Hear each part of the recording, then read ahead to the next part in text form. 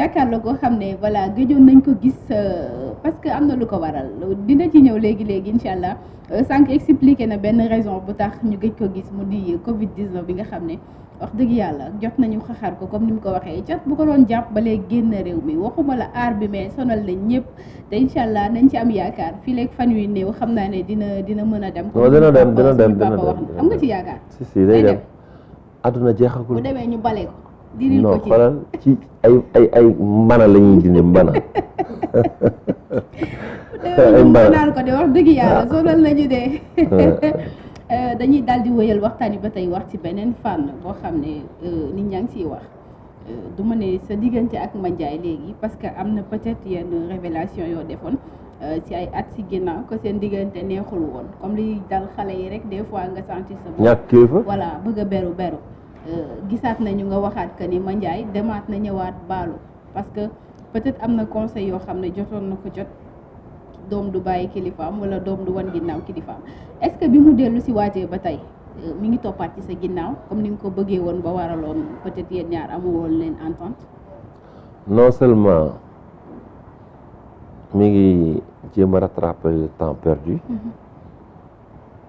mais yàlla dafa dogal te mu nekk ci ay loxo yu baax yoo xam ni dal na sama xel. muy loxo Baye Zal moo koy ménager léegi. ànd ak ñoom booy Is ak ñoom Fallou Gueye mbokkam la dañ ko jiital ñaari yoon bu njëkk ba dañoo ñëw fële Las Palmas sama beneen kër bi asalam Las Palmas croisement Béthio fa la ñu ñëw ñoom bi ñu ñëwee ma toog dañoo toog ci suuf man leen pourquoi ñun ma père dañu ñëw pour waxtaan ak yow parce que ñun ñooy ménager Mandiaye mais duñ ci def lenn loo xam ne àndoo ci parce que bëgguñu ko yàq suñu liggéey parce que wërsëg ndey mais barke baay te bu ñu liggéeyee lu ñu liggéey yow boo amee loo denc sa xol wala loo ko baalul ñun dañuy liggéey à zéro kon ñu bëggoon xam nañ ni sax moom mi ngi ñëw ci yow mi ngi kii mais ñu bëggoon rek nga jàpp ci nga ñaanal ko ñaanalaale ñu ma ne ko xaw ma ban xel moo ban mag moo waxtaan ak yéen ba leen def ma ne ko man de am naa sama ngërëmu yaay am naa sama ngërëmu papa te am naa sama ngërëm yu mag moo tax maa ngi koy sante yàlla bu baax sama noon bu may xaar di nga fa yàgg trop ci kàttanu yàlla ndax c'est pas pour rien nit ñi di sàkku ngërëmu kilifa ok léegi macha allah daal ci yoon bu baax bi ñu defaat ko une deuxième fois fii lañ ma fekk puis ñee ngi defaat niñ defoon Mandiaye ñëw toog ci suuf man ko Baye Zal man ko yaak Is mi man ko da ngeen def loo xam ne yéen xamu leen ko parce que yéen bu ngeen jëlee Mandiaye di ko coacher man ko man ngeen di liggéeyal parce que Mandiaye ñàkkul fu mu nekk te orchestre bi moo yor di Ous Band moo ko moom mooy borom ndax mooy sama taaw kon bu doon sama sago day toog ci sama wet di def les premières parties comme man ni ma ko day def doon defalee Fatou Guewel defal ko Mapenda Seck defal ko Thione Seck ba beru tey Thione ber ma moom nag buy sama doom xëy na peut-être il n'a pas compris te it entourage bi daf koy sonal ndax fii boo xasee ba am tour mbaa nga nekk ci benn voie dafa am ñoo xam ne duñu xam dara ci milieu bi mais dañu ñëw di la influencer soo amul ndimbal da ngay dugg ci loo xam ni wallaay da nga koy regretter parce que ñoom fa lañ lay bàyyi xam nañ si dara te dugal nañ la ba pare bon léegi ma ne ko léegi xam nuy def pour ngeen di déplacer wu tout le temps di ñëw ci man jaratu ko parce que yéen teg ngeen ko ci yoon teg ngeen ko fi ngeen ko war a teg bu dee loolu rek la waaye dégg ma leen Mandiaye moom kenn mënu ko tere dem incha allah parce que bu doon sama sago ma ne ko tey jii day nekk sama wet mais comme liggéey rek la bëgg te it wàññil ngeen ma tâche boobu parce que bu nekkoon ci man it damay def sama yëfi bopp di ko defaaleel waaye comme wàññil ngeen ma loolu léegi bu leen fi sax ñëwati continuer leen ngeen liggéey lu ngeen fu ngeen toll daal woole ma téléphone ma wax ci sama xalaat. macha allah. donc c'est quelque chose. voilà ba tey ñu des ci mbirum Mandiaye parce que gis nañ coow li fi am fan yi ci ginnaaw diggante Wally Sidi Diop affaire pompe à gaz boobu bi nga ko yëgee laka la def parce que ñu jaaraat ci les faits de façon brève que dañ ne Wally moo indi pompe à gaz ci soirée Sidi Diop après dégg nañ ci. xam nga balaa ngay avancer. gis nga loolu nekkul lu ñu xam dañ ko war a valoriser. xam nga lu tax c'est insensé man wax naa ci li ma doon wax vraiment te mënuma fi nekk tout le temps war a avancer di wax ci ay Sidi Diop Wally Sidi Diop Mandiaye affaire u xale la quoi dafa nagul seen sax xolal ñu ne Wally moo yónni ay ku dóor ay bombe à gaz si Sidi Diop bi Sidi sama fils wax naa ko ci chaîne yu bëri dafa am benn jour ñu def émission bi ñuy fubal ak rappeurs yi man yoruma oto Sidi bi mu génne ni ma père am sa oto man ko indiwuma oto mu dama yéegal fii maa lay yóbbu moom mu indi ba fii jox ma léppam ni ma père dama bëgg nga ñëw sama soirée ba léegi dama ko ma Sidi yàgg na ñëw sama soirée Mandiaye moo ko présenté Sidi ma ne ko kii mooy kan mu ne ma kii mooy Sidi Diop ma ne ko lu muy def mu ne ma day way ma ne ko ah bon mën na way ma ne ko kaay mu ñëw ma jox ko micro. ce qui veut dire que ni Mandiaye ak Sidi amoon nañ ay rapports. xaaral dama ci laa lay expliqué nii donc buñ demee ba ñu ne Mandiaye day tëgg Wally day tëgg fii def entre 30 000 Sidi Diop di tëgg fee def entre 5 000 VIP 10 000 waaw léegi Wally Seck naka la ko Sidi Diop mënee gêner ba muy yebal ay nit ñuy dem di fa dóor bombe à gaz bombe à gaz ku nekk mën na ko yor dafa am ñoo xam dañoo bokk ci gis nga li ñu indi problème bi ci làmb ji ba mbëri di mel ni kuy lekkante loolu la ñu bëgg a indi ci musique te du yoon ñun duñu ko nangu Wally sama doom la Mandiaye sama doom la mais Sidi aussi suñu doom la. mais yow bi nga déggee affaire bi ak ni nga juree Wally ni nga ko xamee xam nga ne du moom. déggoo li ma la wax xanaa yow. dégg naa ko mais dama bëgg mu gën a leer. c'est insensé wala déggoo tubaab. dégg naa tubaab. ah waaw loolu xel mënu ko nangu xam nga seytaane waxul dëgg mais yàq na xel. mais après gis nañ ay audio yu fuité aussi audio yooyu est-ce que naka nga ko jàngate. maanaam. audio yi. audio dañu dégg benn audio. audio yi pour commentaire yi. voilà pour non commentaire mais grawul. ainsi va la vie. am na audio yëpp kenn mais sagam kilifa yi la ñu bàyyiwul audio yi ay mécontent mën nañ ko yónnee nit ñu xamul dara bonuñu sax mais dañu xamul c'est des ignorants ku xamul day mel ni ku réew mbaa mu dof fekk dafa xamul comprendre nga donc yooyu doo ko tenir en considération parce que nit ku nekk nag da ngay respecter ni mu gisee ñoom noonu la ñu gisee amul problème biñ ñëwaatee keroog naan ma ay Sidi Diop ak Mandiaye gis nga journaliste bi moom dama ko ni bàyyi leen di aggraver yenn affaires yi. ba doo ma ko wax. non mën naa la ko wax indirectement xam nga lu tax maa ngi lay tontu. te ci plateau Sunugal 24 laay waxee. te internautes yi booy xool ni ñuy suivre sax télévision en ligne yi léegi moo gën a grave sax télévision nationale yi yaa ngi dégg man boy man je pensais que ni man boo may woo je croyais que ni c'était par rapport ak lu bees li ma génnee te gëj naa génne mais problème mu Sidi Diop ak Mandiaye vraiment yéen a koy aggravé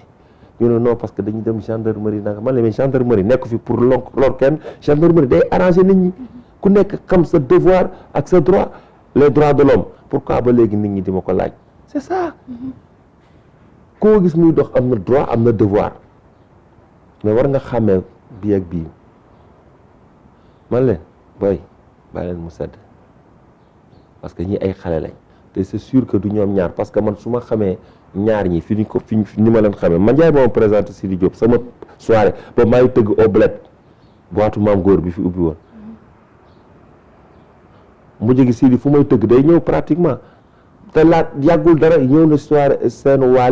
Wally jox ko mu way mu teral ko. mais plainte boobu amul suite parce que déggaatuñu ci dara.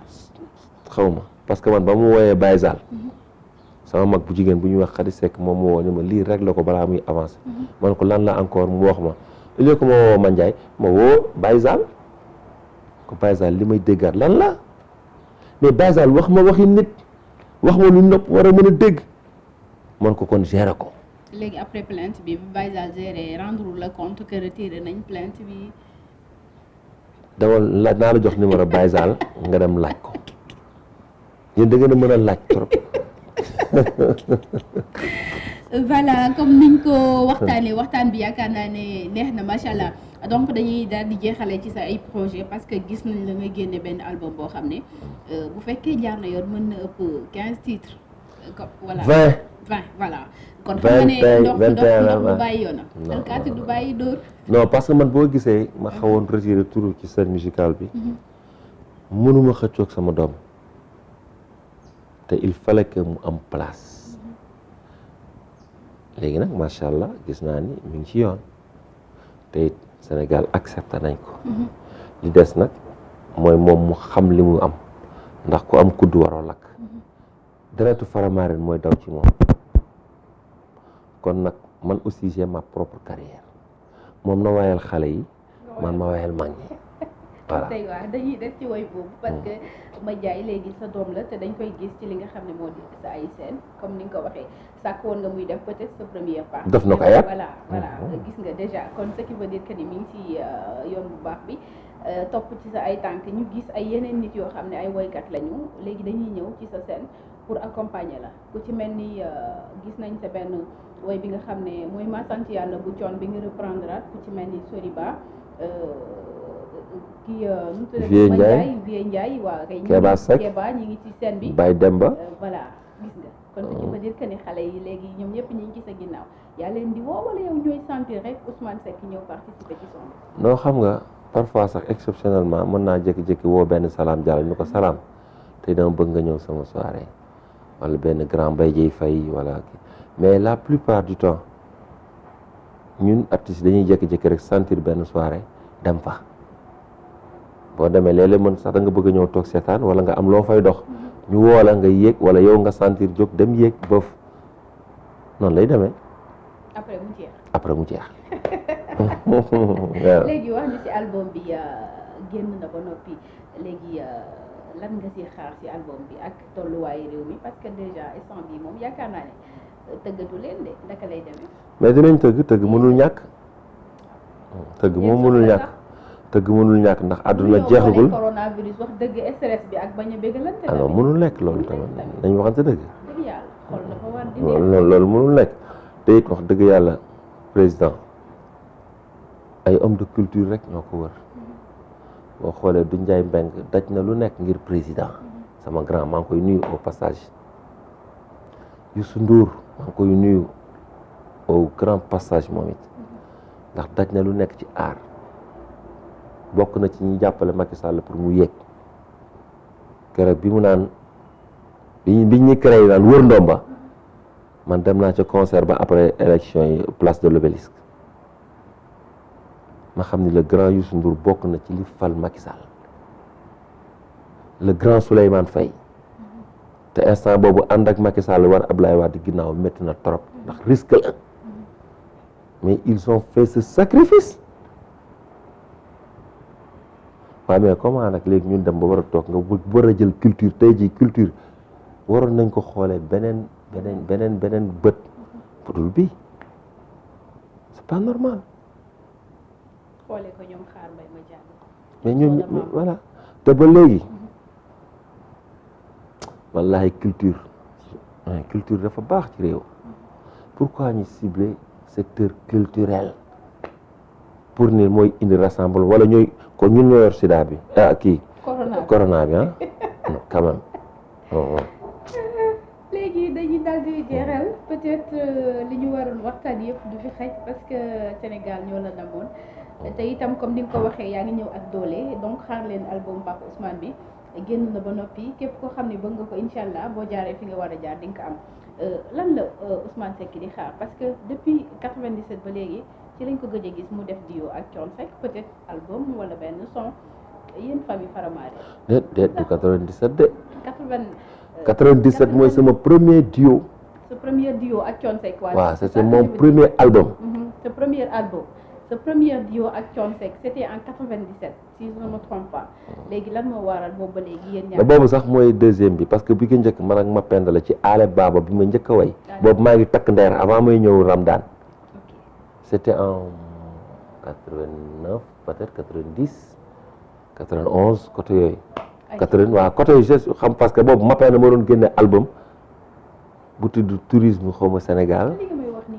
boobu yow boo juddoo it xam naa boobu yaa ngi namp. yow ban année nga juddu. 94 la illa yow ma Njaay sax moo la mag.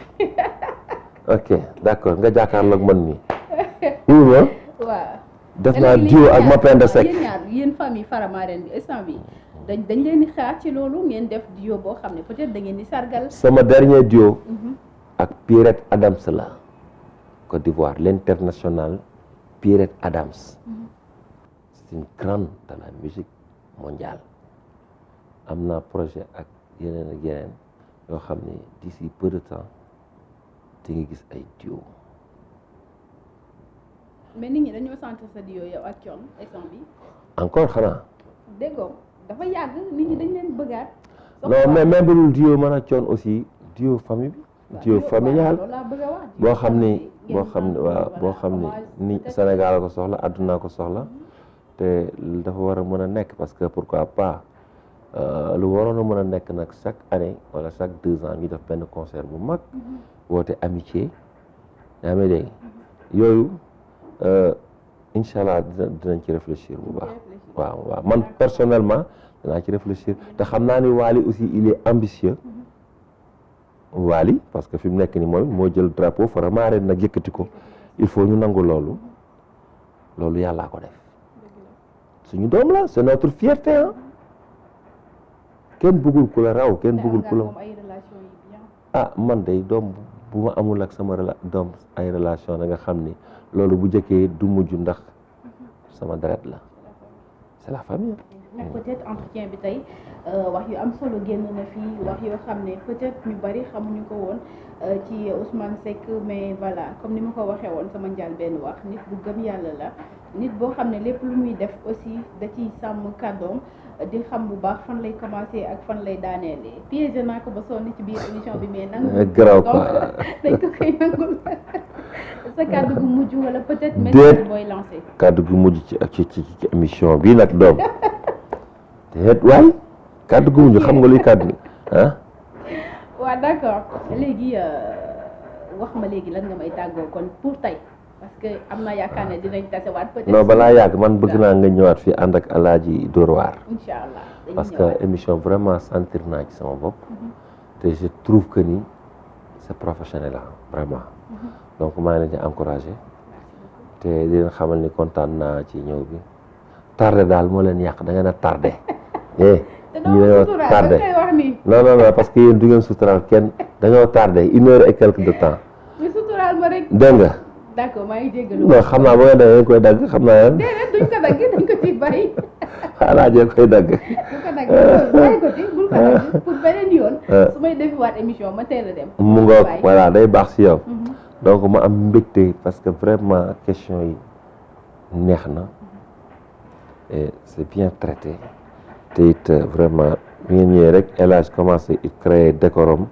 ak yooyu nga xam ne c'est un artiste yooyu lay def c'est un artiste yow aussi macha allah xëy na tuuti nga ci ay at mais yaramu xale bu ñu sol yàpp mag yow moom nga macha allah parce que nag ci vraiment non seulement ci en liberté da nga firi macha allah ñu waxtaan non parce que nag noonu nga ko defee aussi en tout cas sentir naa sama bopp ci émission bi te vraiment li may tàggoo rek mooy di tàggu mbokk internet yi encore di julliwaat di santaat yàlla julli ci yonent bi sallallahu alayhi wa sallam et gërëm aussi kilifa diine ak aada yi gërëm équipe bu sunu gaal yëpp ñi ñëw ak ñi ñëwul ak Ousband groupe Ousband staff beeg ñëpp gërëm daal sama njaboot gi nga xam ne ñëpp yàlla daf ñu koo jox ñi ngi gërëm ñëpp di ñaan coronavirus yàlla na nekk lu ñuy fàttaliku mu dem te bu mu ñëwati mukk nag ndax fatt nañu sonal nañu te ku ñeme cat la moom voilà merci beaucoup. merci beaucoup amis chers internautes am mbégte bu baax a baax tey sekkoon waxtaan wi ak ki nga xam ne papa la ci ñun nit bu ñëpp bëgg man moom wax dëgg yàlla bëgg naa ko respecté naa ko te bokk na ci itam mag ñi nga xam ne tey jii boo nee musique bi Sénégal rek boo nee benn ñaar doo wax ñetteel ba te boole woo ko si kon dañ koy ñaanal sutura bi nga xam ne moom la commencé woon ba tey ji yàlla muur ko sutura boobu ba ëllëg mu fiy jógee ñu koy fàttaliku te yàlla na yéex ndaxte wax dëgg yàlla ku ñu soxla la ci biir réew bi kon nañ leen di jox dig daje prochainement ci beneen pello ak beneen